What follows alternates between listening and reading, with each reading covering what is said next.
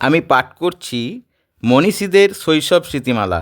আজ বনফুল বলাইচাঁদ মুখোপাধ্যায় মহাশয়ের আত্মচরিত গ্রন্থ পশ্চাৎপট থেকে উদ্ধৃত অংশ।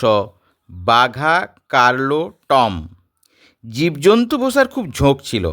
গ্রামে কোথাও কুকুরের বাচ্চা হইয়াছে শুনিলেই সেখানে যাইতাম এবং একটি বাচ্চাকে মনোনীত করিয়া আসিতাম।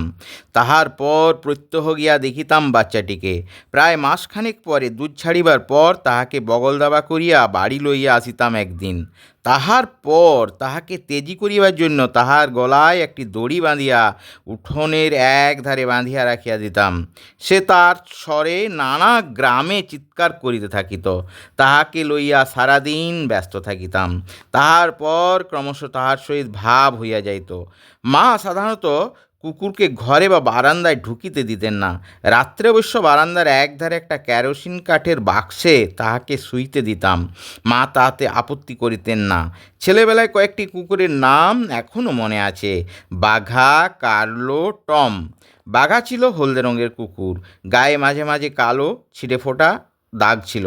বাঘার কথা খুব স্পষ্ট মনে পড়িতেছে না। মা নাকি বাঘাকে একটু সমীহ করিয়া চলিতেন। সে একাদশীর দিন উপবাস করিত। মায়ের ধারণা ছিল বাঘা কোনো অভিশাপগ্রস্ত মহাপুরুষ। কার্লোর কথা খুব মনে আছে। কালো রঙের বেশ বলিষ্ঠ কুকুর ছিল সে। মুখটা খুব সুচালো, কান দুটি খাড়া খাড়া। কার্লো সত্যিই খুব তেজি কুকুর ছিল। দ্বন্দ্বযুদ্ধে সে পাড়ার সব কুকুরকে পরাজিত করিয়া চ্যাম্পিয়ন হইয়াছিল। পাড়ার কোনো কুকুর পারতপক্ষে তাহার সম্মুখীন হইত না। দৈবাত হইয়া পড়িলে মাথা নিচু করিয়া পিছনে পা দুটির ভিতর ল্যাজ ঢুকাইয়া অত্যন্ত করুণভাবে বশ্যতা স্বীকার করিত। কার্লোর বীরত্ব ও সাহসিকতা প্রধানত দেখা যাইত ছাগলদের বিরুদ্ধে। আমাদের বাড়ির হাতায় সে কোনো ছাগলকে ঢুকিতে দিত না। তাহাকে বড় বড় খাসিকে কাত করিয়া ফেলিতে দেখিয়াছি। সে ছুটিয়া গিয়া একেবারে ঘাড় কামড়াইয়া ধরিত। একবার একটা ছোট্ট পাঁঠাকে মারিয়াই ফেলিয়াছিল। আমার সময় কার্লো আমাদের বাগানের বিশ্বাসযোগ্য প্রহরীও ছিল। বাইরের কোনো লোককে সে বাগানে ঢুকিতে দিত না। আমাদের গর্বের বস্তু ছিল কার্লো। মা কিন্তু কার্লোর উপর তেমন প্রসন্ন ছিলেন না। মাঝে মাঝে সে উবু হইয়া বসিয়া ঊর্ধ্বমুখ হইয়া এক টানা হু শব্দ করিত। মা বলিতেন, উহা বড় কুলক্ষণ। মামাবাবু বলিতেন, ও বোধ হয় পূর্বজন্মে ওস্তাদ গায়ক ছিল। পূর্বজন্মের স্মৃতি মাঝে মাঝে মনে পড়িয়া যায়, তাই ওরকম করে। টম দেশি কুকুর ছিল না, অ্যাংলো ইন্ডিয়ান ছিল সে। বাবার বন্ধু প্রমথনাথ কুকুরটি সাহেবগঞ্জ হইতে আনিয়া আমাদের উপহার দিয়াছিলেন। তিনি বলিয়াছিলেন টমের মা নাকি আসল ফক্স টেরিয়ার। একটি নির্ভেজাল সাহেবগার্ডের বাড়িতে জন্মগ্রহণ করিয়াছিল। সাহেব বছরখানেক আগে বদলি হইয়া যাইবার সময় কুকুরটিকে তাহার এক বাঙালি বন্ধুকে দান করিয়া যান। সেই বাঙালির গৃহে টমের জন্ম। প্রথম প্রমথনাথ শুধু টমকেই আনেন নাই, সঙ্গে একটি ছবিও আনিয়াছিলেন।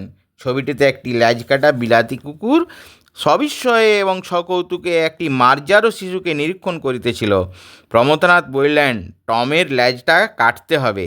দুর্যোধন মণ্ডল, আমাদের দুর্যোধন কাকা, কম্পাউন্ডার ছিলেন। তিনি সোৎসাহে রাজি হইয়া গেলেন।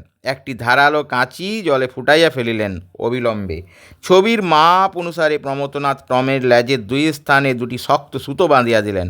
বললেন, এই দুটো বাঁধনের মাঝখানে কাটো। কচ করিয়া ল্যাজটা কাটিয়া ফেলিলেন দুর্যোধন কাকা। টম কেউ কেউ করিয়া উঠিল। কাটা লেজটা মাটিতে পড়িয়া লাফাইতে লাগিল। আমরা তো বিস্ময়ে অবাক।